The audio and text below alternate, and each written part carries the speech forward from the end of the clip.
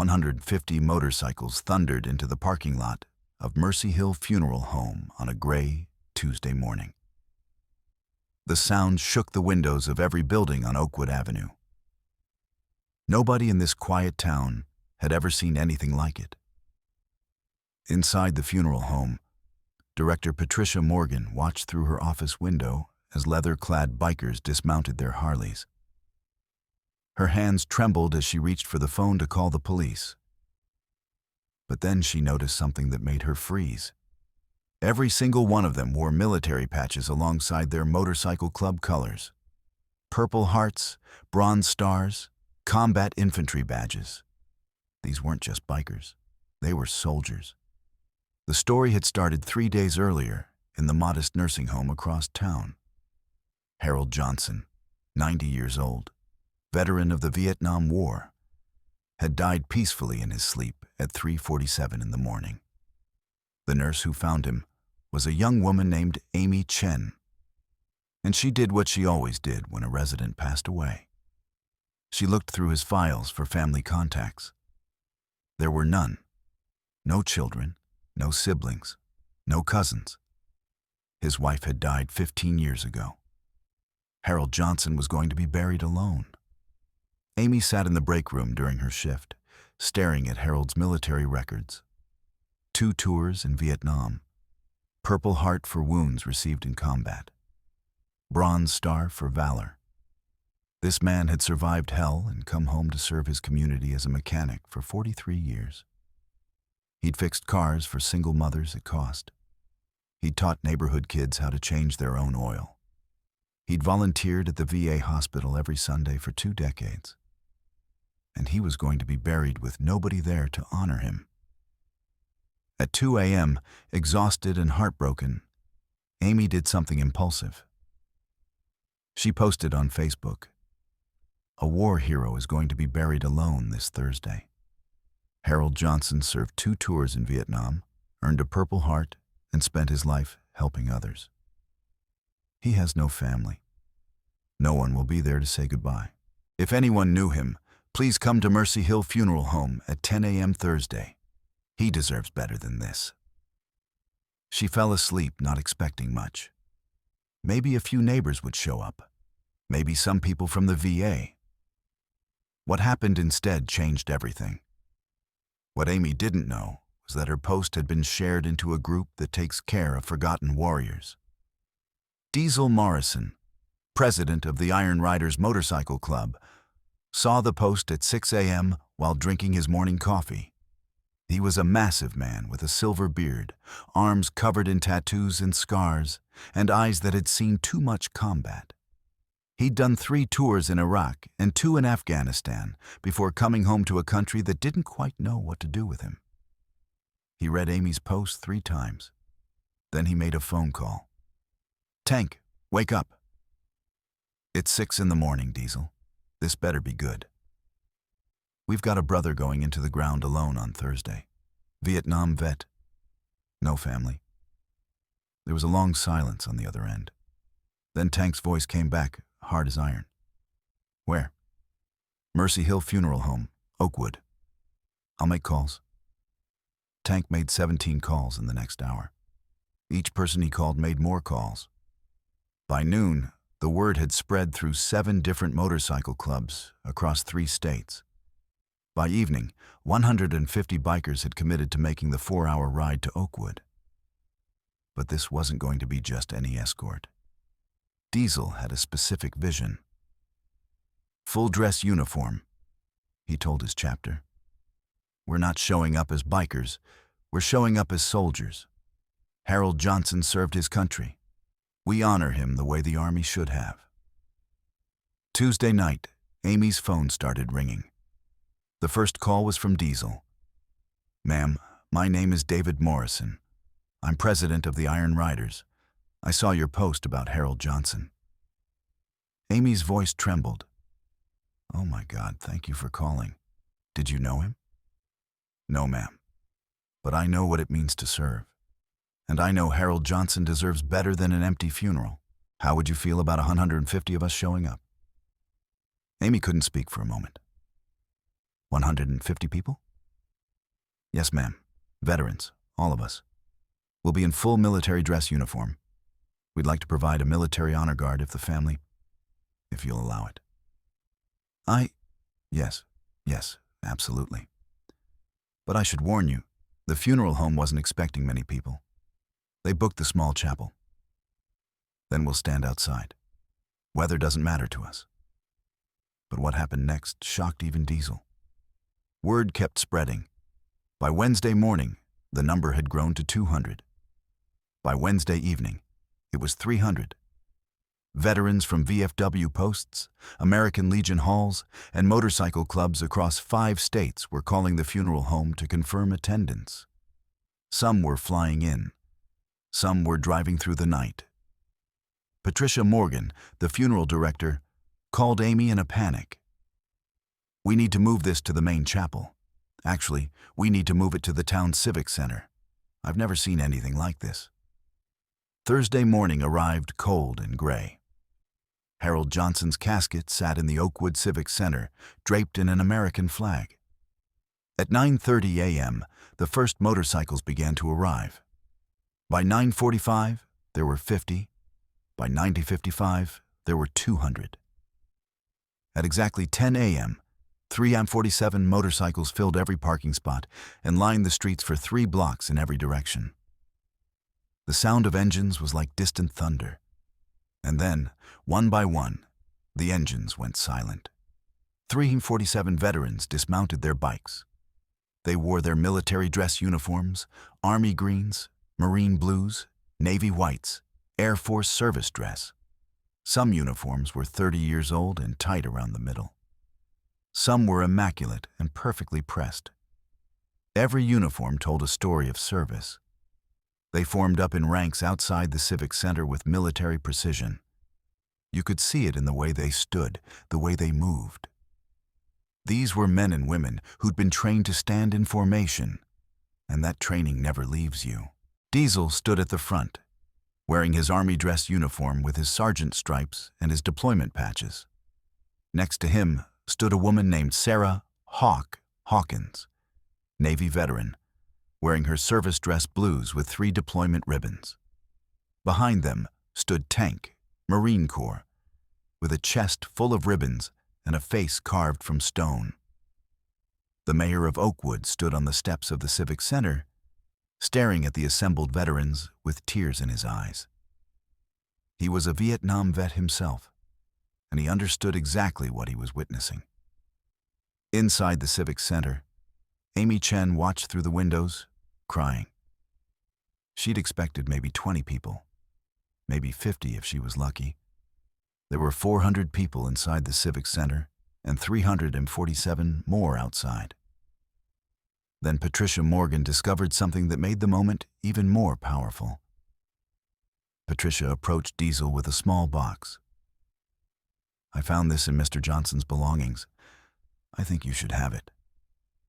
Inside the box were Harold's military medals: Purple Heart, Bronze Star, Vietnam Service Medal, Combat Infantryman Badge. And underneath them, a photograph of a much younger Harold in his Army uniform, standing with his platoon in front of a Huey helicopter. Diesel held the photograph with hands that had seen plenty of combat themselves. He recognized the look in young Harold's eyes. That 1,000-yard stare, that exhaustion mixed with determination. He'd seen that look in the mirror plenty of times. He carried this with him every day, Patricia said. Even in the nursing home, it was in his wallet. Diesel turned to the assembled veterans. "Listen up. This man kept his brothers with him until the day he died. He never forgot his platoon, and we're not going to forget him." The funeral service began at 10:30. The Civic Center was packed beyond capacity. Veterans filled every seat, lined every wall, and stood in the aisles. Outside, 3 M47 more stood at attention in the cold. There was no family to deliver a eulogy, so Amy spoke instead, her voice breaking as she described the kind man who'd fixed her car for free when she was a broke nursing student. who'd taught her oil changes and tire rotations, who told her stories about his wife Mary and how much he missed her. Then the mayor spoke, reading letters from people Harold had helped over the years. The single mother whose car he'd fixed for the cost of parts. The teenager he'd mentored away from gang life. The veteran suffering from PTSD who Harold had sat with for hours at the VA hospital, just listening. But it was what happened next that made everyone understand why these warriors had come. Diesel walked to the front of the room. He stood at attention, saluted Harold's casket, and then turned to face the crowd. "I never met Harold Johnson," Diesel said. "But I know him, because I've known 100 men just like him. Men who served their country when their country called. Men who came home and kept serving their communities. Men who never asked for recognition or reward. They just did what needed to be done." His voice grew harder. "And I know what happens to men like Harold. They get old. They outlive their wives and their friends. They end up alone in nursing homes where people are kind but busy. And when they die, nobody remembers that they once stood in a jungle 10,000 miles from home, scared out of their minds, but still standing, still fighting, still protecting their brothers." He looked at Harold's casket. "Well, Harold, we remember. Every single person in this room remembers. And we're here to make sure you don't go into that ground alone." Then Diesel revealed something that explained everything. 32 years ago, Diesel continued, "I was lying in a hospital bed in Germany. I'd been hit by an IED in Baghdad, lost 3 of my squad. I was 17 years old and I wanted to die." The room was silent except for the sound of his voice. "A veteran came to visit me. Old guy, had to be 70. He sat by my bed for 4 hours and told me about Vietnam. Told me about losing his friends, told me how he came home and nobody wanted to hear about it. Told me it gets better, but slowly. Told me I had a purpose, even if I couldn't see it yet." Diesel's voice broke slightly. "That veteran saved my life. And when I asked him why he spent his time visiting wounded soldiers he'd never met, you know what he said? He said, 'Because nobody visited me when I came home. And I swore if I ever got the chance, I'd make sure no soldier felt as alone as I did.'" He looked at the crowd. 2 years later, I tried to find that veteran to thank him. He'd died the year before, alone, in a nursing home. Nobody came to his funeral except the staff. The silence in the room was profound. I made myself a promise that day. No veteran dies alone, not on my watch, not ever again. Diesel's voice was steel now. That's why we're here. That's why 300 of us rode through the night. Because Harold Johnson deserves what that old veteran never got. He deserves to be honored. He deserves to be remembered. He deserves to know that his service mattered. What happened next had never been done in Oakwood before. Outside, the 347 veterans formed into a massive honor guard. They created 2 lines from the Civic Center to the cemetery 3 blocks away. Every veteran stood at attention, saluting, as Harold's casket was carried between them. The funeral procession moved slowly down Main Street.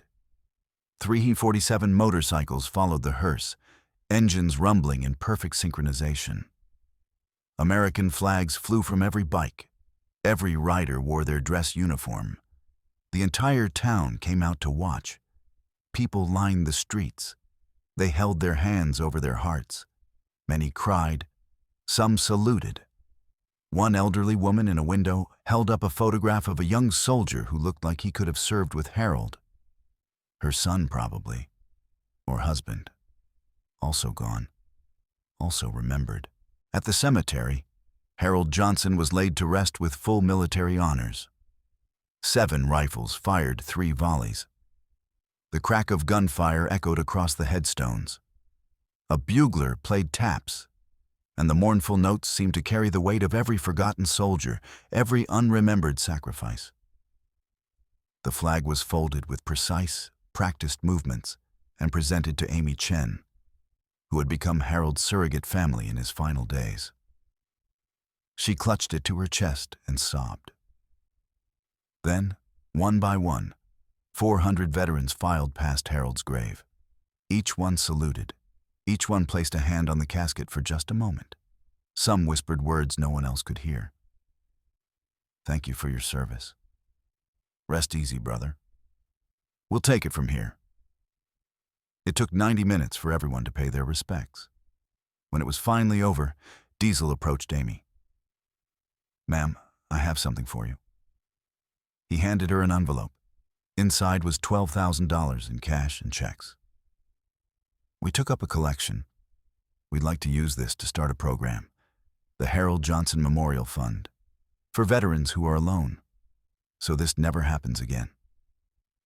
Amy couldn't speak. She just nodded, tears streaming down her face. But Diesel wasn't finished. "There's one more thing." He pulled out a leather vest, identical to the ones the Iron Riders wore. On the back was a patch showing Harold's photograph in his army uniform, with text underneath. "Harold Johnson, Vietnam veteran, never forgotten. We're making these for every member of every club that came here today," Diesel explained.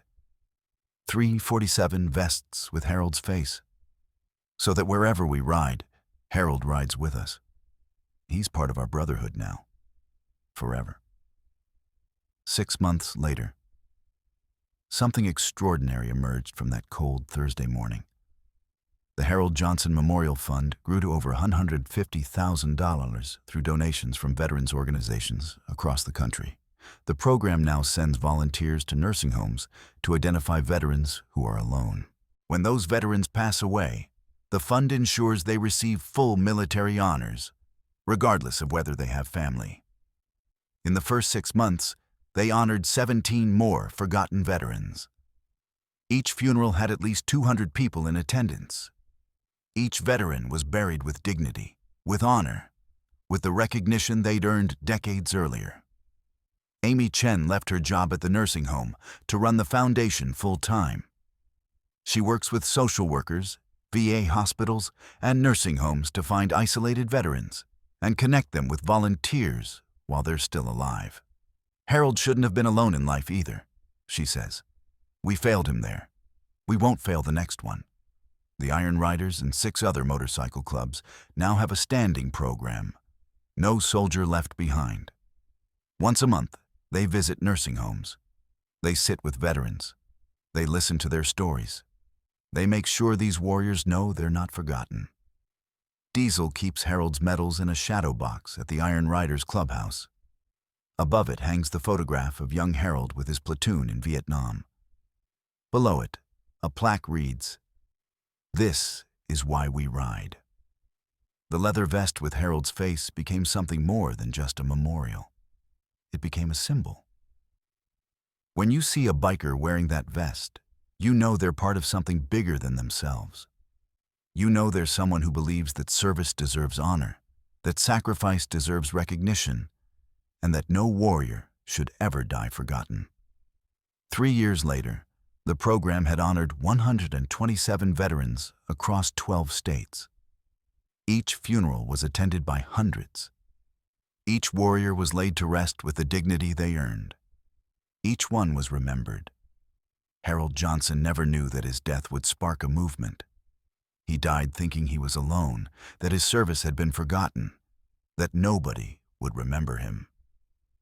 He was wrong. 347 veterans remembered him. 400 people honored him. And now, thousands more carry his story. Sometimes the loneliest death sparks the most powerful legacy. Sometimes a single Facebook post changes everything.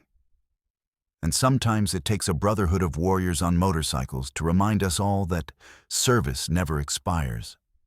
Sacrifice is never forgotten, and every soldier deserves to come home to honor, even if it comes at the very end. Harold Johnson served his country in war. he served his community in peace. And in death, he united hundreds of veterans who made sure no one would ever die alone again. The Iron Riders still tell the story of that cold Thursday morning. They tell it to new members, to their kids, to anyone who asks about the vest with Harold's face. "That's Harold Johnson," they say. "He taught us that brotherhood doesn't end with the uniform, that service doesn't end with discharge papers, that we're only forgotten if we let each other be forgotten." And every time one of them rides past Mercy Hill Cemetery, they slow down. Some stop. They salute a grave that's never without flowers now. Because 347 veterans made a promise that cold November morning, and they keep it still. No veteran dies alone. Not on their watch. Not ever again.